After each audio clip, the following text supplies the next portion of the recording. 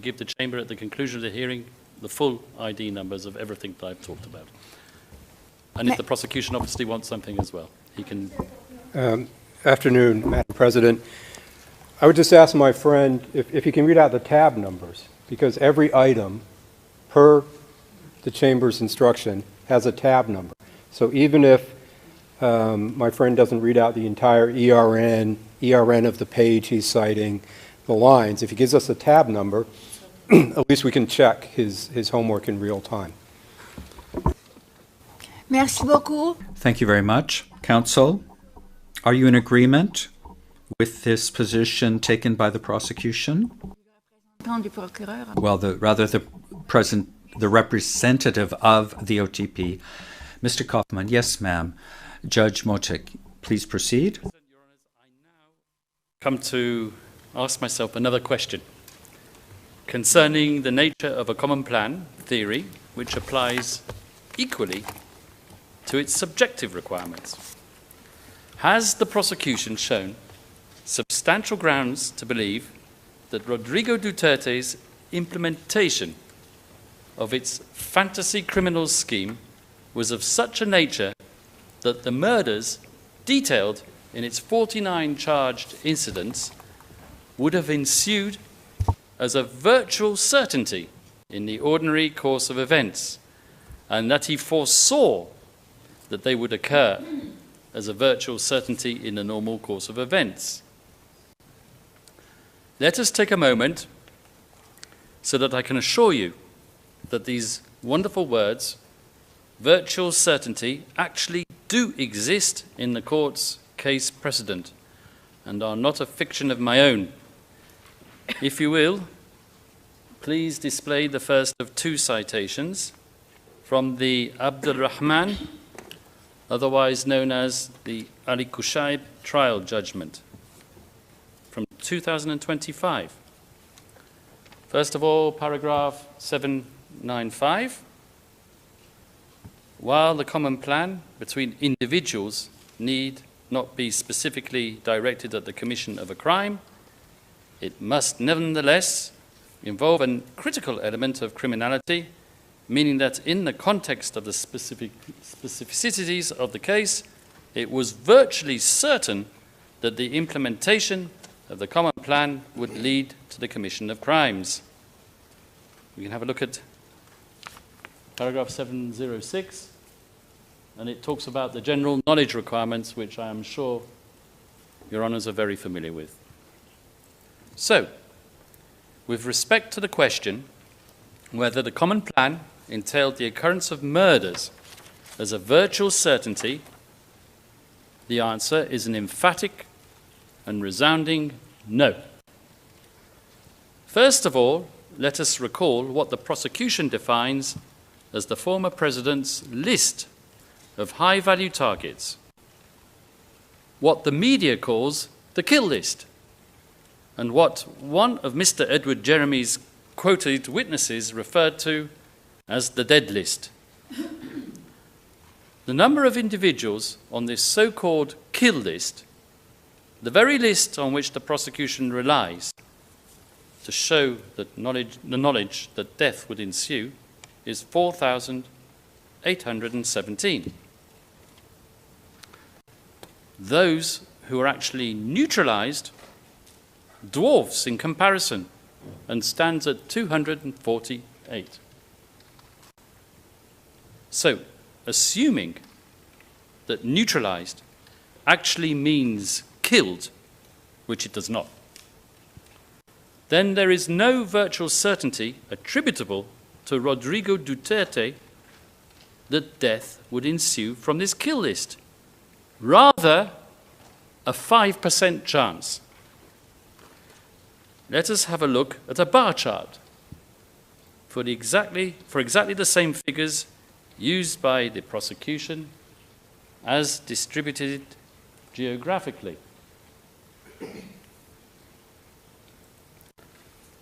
I now turn to the issue of control, as it did or did not manifest itself in the crime base.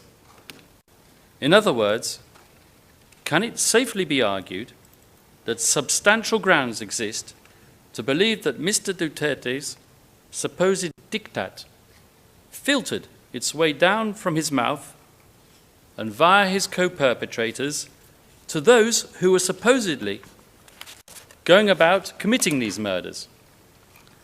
How has the prosecution shown the concept of automatic compliance, or even virtually automatic compliance, so essential to its pyramidal structure?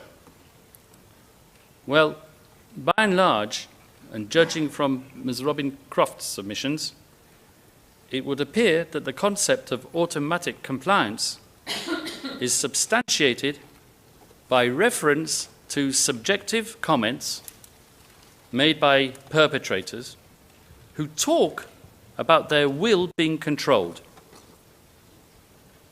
For example, transcript, page 37, line 7 onwards. I felt like that I didn't have any choice but to follow their orders.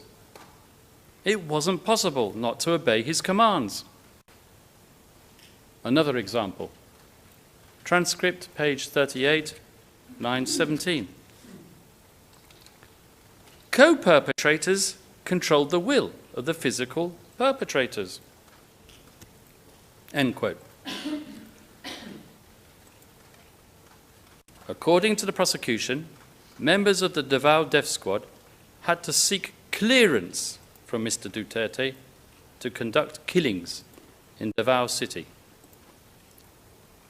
For this wild assertion, the prosecution relies once again on the evidence of criminals it has recruited, all of whom are inherently unreliable because of their being self-confessed vicious murderers, testifying in return for virtual immunity from proceedings at the ICC.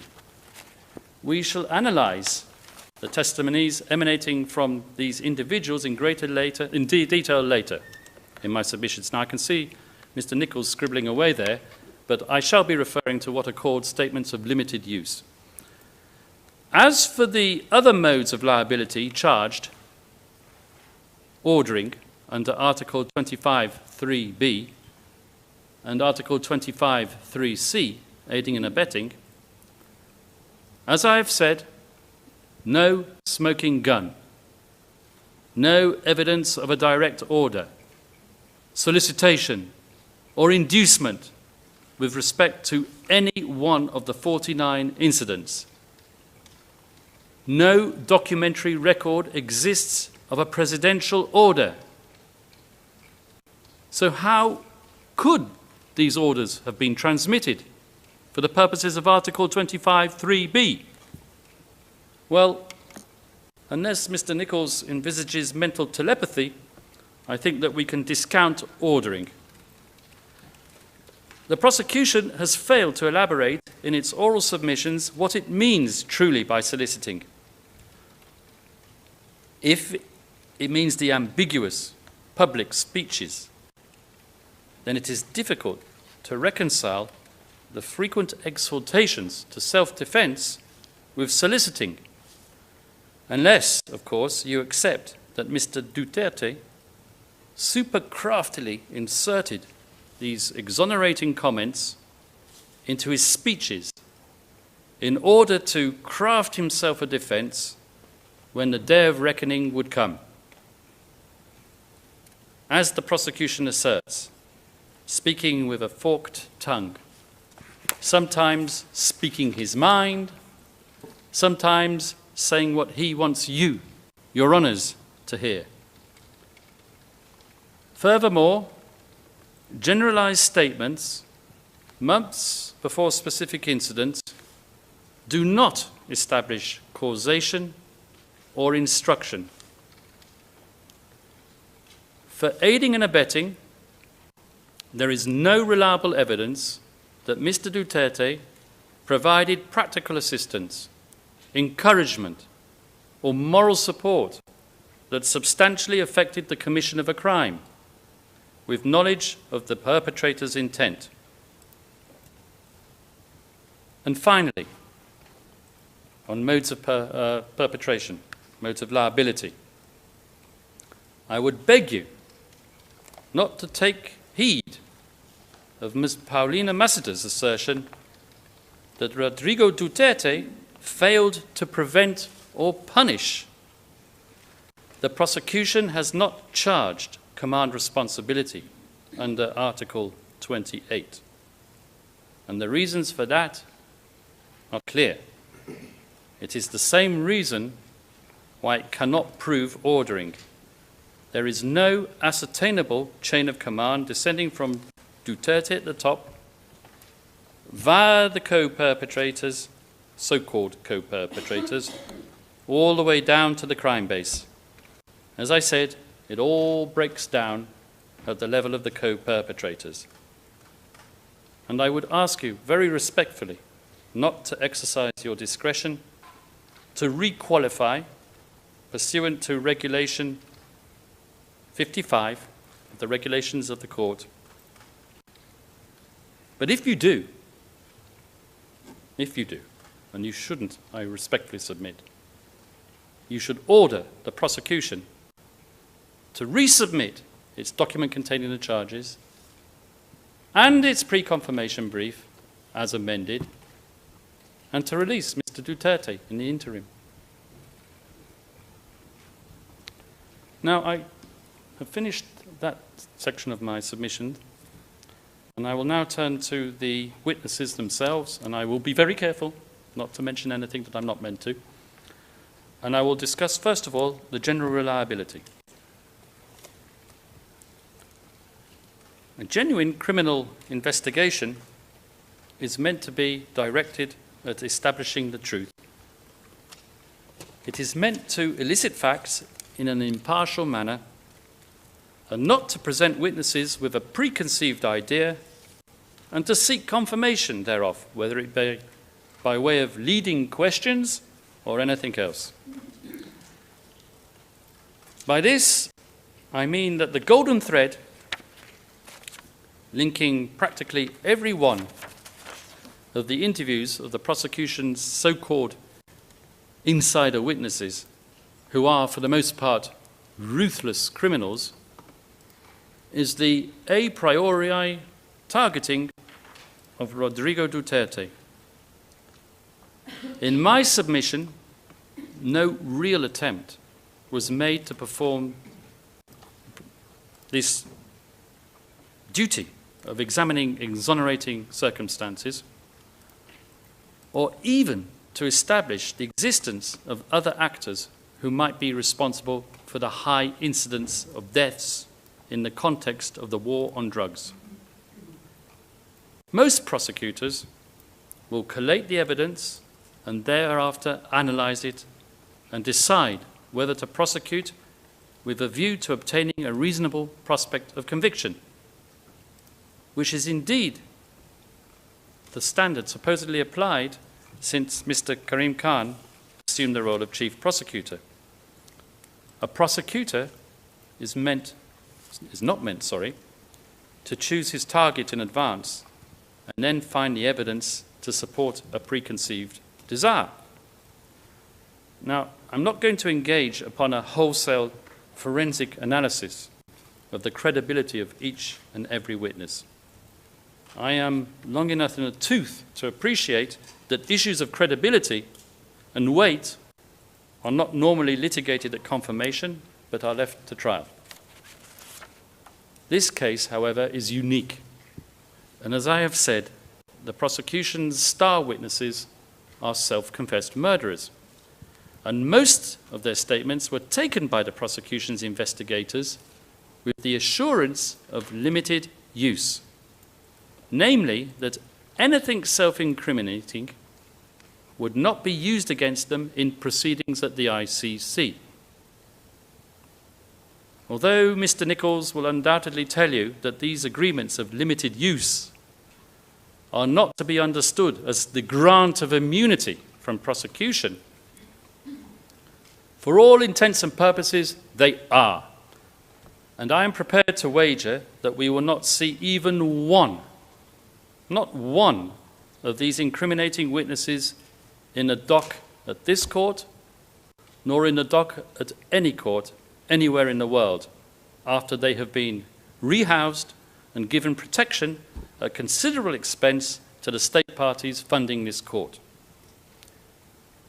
I do not think that I would be alone either in believing that there is something morally repugnant or even questionable from a public policy standpoint to shield not only one, but a number of murderers from prosecution at the ICC just in an attempt to nail Rodrigo Duterte. Indeed, in many common law jurisdictions, the use of a self-avowed murderer to convict an alleged murderer would normally entail vetting and scrutiny of the highest order. Those words, if I'm not mistaken, come from the Crown Prosecution Service's instruction manual. Public source.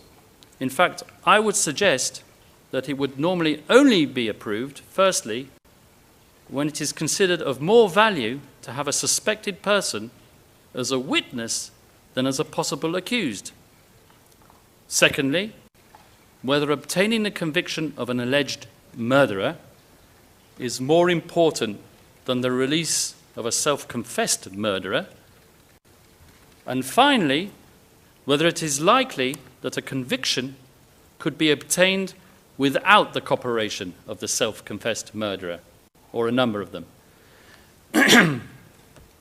Even after this vetting process, most courts in common law jurisdictions require an evidentiary supplement before relying on the sole testimony of a cooperating criminal witness, or what is otherwise called an accomplice witness. Such an evidentiary supplement in legal parlance is called corroboration, and rules exist governing what may be deemed suitable corroboration. I'm pretty sure that these considerations were never considered by the prosecution, for one very simple reason. At least two of the most prominent accomplice witnesses were offered up to the prosecution on a silver platter, and I cannot say by who in open session.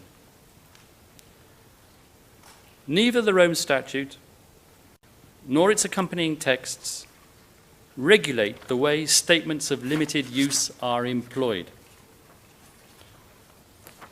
I would like the pretrial chamber to consider the way academics and the prosecution itself has qualified the implementation of limited use statements in the past. And I quote from paragraph 49, which is open source, of a chapter on the Office of the Prosecutor in the 2022 edition of the Max Planck Encyclopedia of International Law, written by no less than Judge Betty Hohler of this court. And I quote, "One of the agreements the OTP may enter into during the investigation is an agreement with a person suspected of committing crimes within the jurisdiction of the court, is to provide a statement of limited use. The idea is that the person provides the Office of the Prosecutor with an oral or written statement for the purpose of pursuing leads or developing additional information or evidence on the condition that the statement will not be used against the interviewed person except as stipulated in the agreement. The purpose of such agreements is to ensure cooperation of so-called insider witnesses whom the OTP does not intend to prosecute, but are expected to provide key information or evidence against other, usually more senior suspects." Judge Hohler was effectively relying on footnote 20 to the prosecution's own filing, number 1118, in the Bemba Article 70 case, which states the same thing.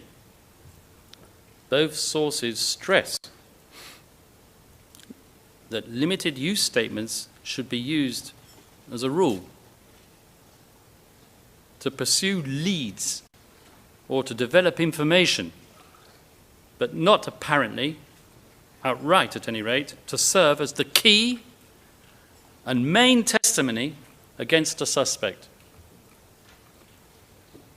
In my opinion, there is a good reason for this, and it is contained in the wording of Article 54, 3d of the Rome Statute, which is cited as the statutory basis for limited use statements. The prosecutor is entitled to enter into such agreements granting limited use on condition that the agreement would not be inconsistent with the statute. And I stress those words, not inconsistent with the statute. Using the evidence of self-confessed murderers to obtain leads or develop evidence from other sources, I would suggest, is consistent with the statute, as mentioned by Judge Betty Holler.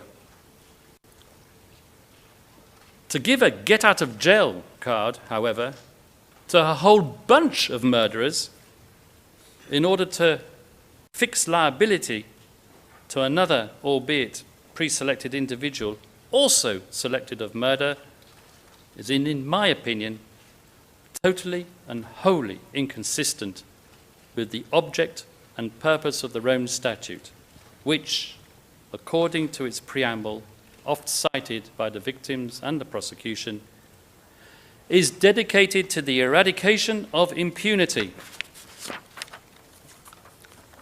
In my opinion, granting immunity to a murder suspect for core international crimes would be seen as undermining the object and purpose of the Rome Statute. Accordingly, I would ask the Chamber to find the statements of those witnesses afforded such limited use and to be of negligible evidentiary weight.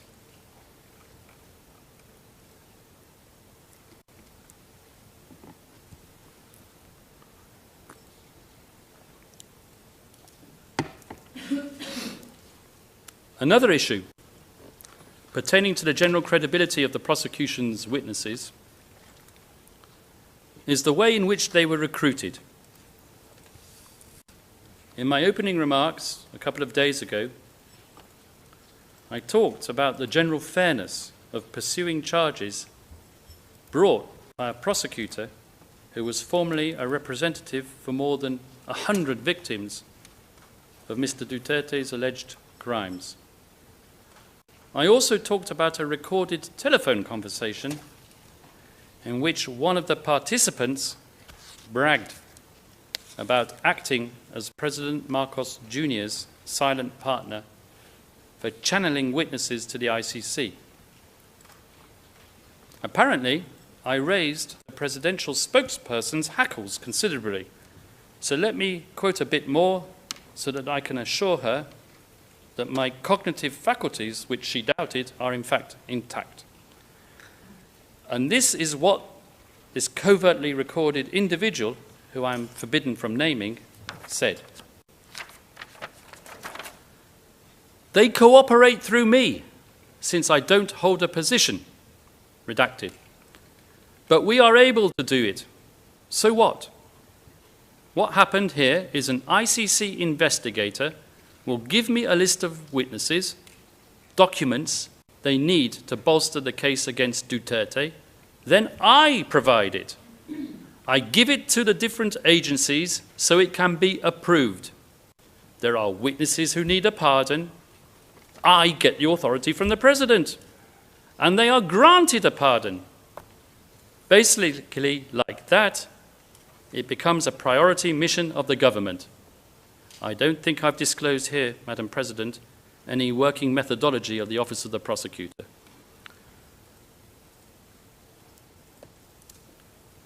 So now I turn to the incidents themselves, the 49 incidents. The prosecution invites you to view these incidents as the manifestation of a much larger pattern. To quote the prosecution's very words in filing number 330 at paragraph 5, the 49 incidents are a non-exhaustive list of examples of the conduct underlying the charges. Indeed, the prosecution speaks of thousands of victims in toto, data sets, and patterns of violence. Now, the defense does not deny that much drug-related violence did occur.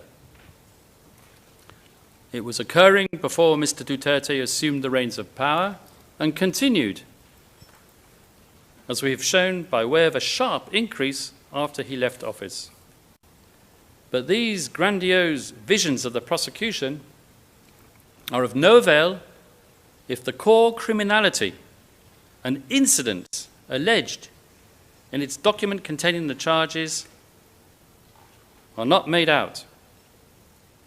So the question before you is whether there are substantial grounds to believe, firstly, that each of these specific incidents were unlawful killings, namely, deliberate acts of murder, and secondly, that they were knowingly committed to further the criminal objective of the so-called common plan or the state organizational policy with which it has been conflated, and finally, that they are indeed attributable to Mr. Duterte under a recognized mode of liability. Preempting a possible defense, always a good tactic for a prosecutor, unsure of the strength of his own case, there is a heavy reliance on expert analysis of data sets to argue that reported instances of self-defense were statistically improbable. Let me stress that it is the defense's view that if the contextual case depends on the scale of victims, namely thousands, as alleged by the prosecution, then establishing the evidentiary integrity of each charged incident is imperative. In other words, the defense firmly submits that the pretrial chamber should not commit any one of the 49 incidents to trial unless it concludes that there are substantial grounds to believe that Mr. Duterte's criminal linkage and liability has been established for each one. When these 49 incidents are disaggregated and examined one by one, as the statute requires, we submit, what becomes apparent is not the cumulative strength, rather the recurrence of certain symptoms of inherent weakness in the evidence. These weaknesses fall into 6 broad categories.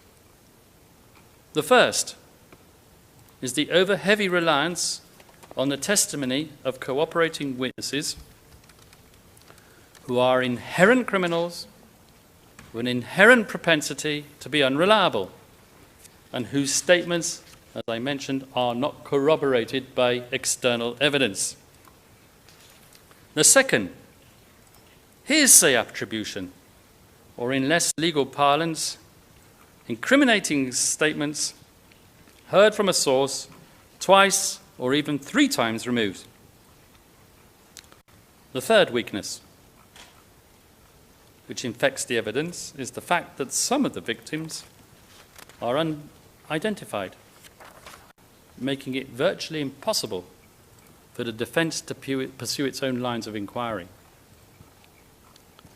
This weakness affects at least 9 out of the 49 incidents. The fourth weakness,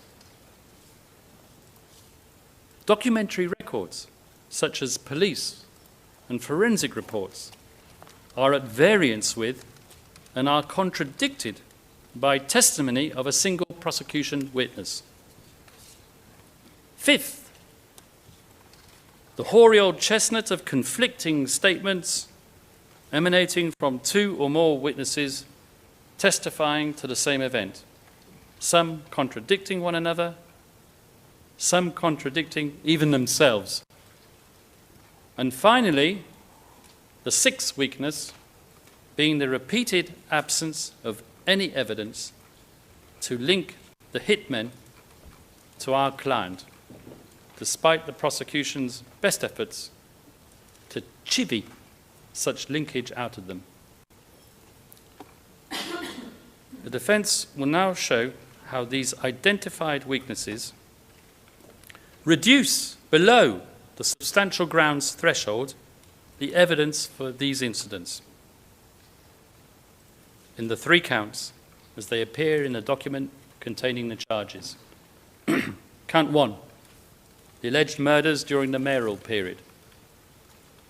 Count 2, alleged murders of HVTs, the high-value targets, during the presidential period.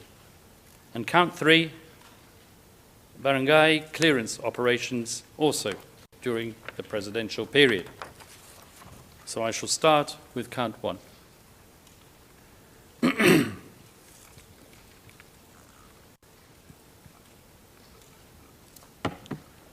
As we know, the first cluster of incidents falling under count 1 concerns the so-called and totally fictitious Davao Death Squad period. This concerns incidents 1 through 9 of the document containing the charges. The prosecution's attribution theory here is straightforward, that Rodrigo Duterte, as mayor, authorized killings through intermediaries. But when the evidence for this count is examined, as I've already mentioned, not one witness can say that he heard the mayor give an order to kill. The attribution of criminality to Mr. Duterte arises, for the most part, out of assumption layered on top of hearsay and follows a repetitive pattern which would, as a rule, entail the same mechanism of attribution. Namely, a hitman witness for the prosecution would state that his handler said that clearance came from, and I quote, above. But what does the word above mean? It means an unnamed superior and nothing more. The mode of liability imputed to Mr. Duterte, namely indirect perpetration, requires the prosecution to establish a stable chain of command through which the common enterprise filtered. If there indeed existed a structured approval process, as the prosecution alleges, one would expect operational consistency, not variability. The incidents contained in count 1 are also marked by internal inconsistencies which cannot be reconciled and which are indicative of the fragility of the prosecution's overall case. Incident number 1, for example, is based on the evidence of two witnesses who contradict each other on fundamental and materially crucial issues. Let me explain in more detail. P26, who presents himself as a participant, claims that Mr. Duterte telephoned a redacted third party to order the operation and was told that it was the mayor on the phone. Was told that the mayor was on the phone. Pure hearsay. The prosecution seeks to reinforce this through P2. Yet P2 was not present at the time. He was inactive for reasons I can't mention. and relies entirely on what he heard from the redacted third party and another individual at a later date. P2's account is therefore pure, unadulterated hearsay. More significantly, it diverges from P26's version on fundamental points. The year of the incident, 2014 and not 2013. The number of victims, 2 rather than 3. The identity of the perpetrators.